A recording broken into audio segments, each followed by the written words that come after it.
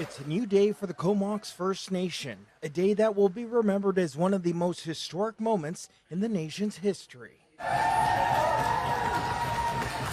We've been chatting a little bit this morning. It hasn't really sunk in definitely for leadership. It doesn't feel real yet. And I know tomorrow is Monday morning. We're going to hit the ground running. The real work now begins for Chief Nicole Rempel and the rest of the Comox leadership after members vote overwhelmingly in favor to remove themselves from the Indian Act.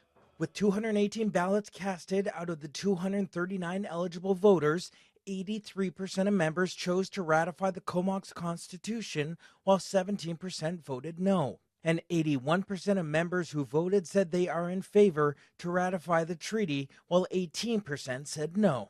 Minister of Indigenous Relations and Reconciliation Christine Boyle congratulated the nation today on the vote, along with vowing to work alongside the nation and ratify the vote on a provincial level. But nothing in our treaty impacts other nations' rights.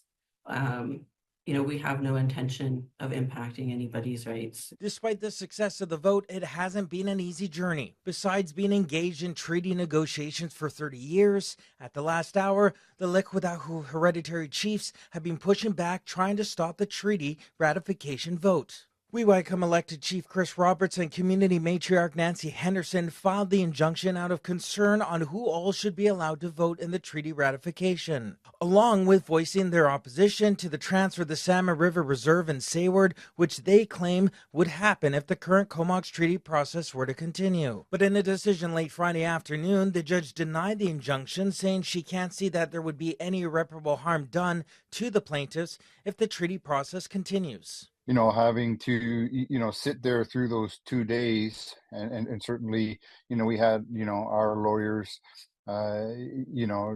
express our case and to hear from the lawyer that represents Comox and the differences in, what their truth is and what our truth is. I think moving forward, we hope to work together with our neighbors and come to solutions and resolutions, absolutely. Now the nation has approximately 3 years to work on the transition to full self-governance.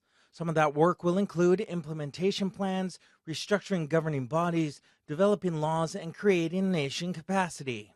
Both the province and Canada will also need to pass their own legislation to ratify Comox's treaty, which could lead to a signing ceremony sometime next year.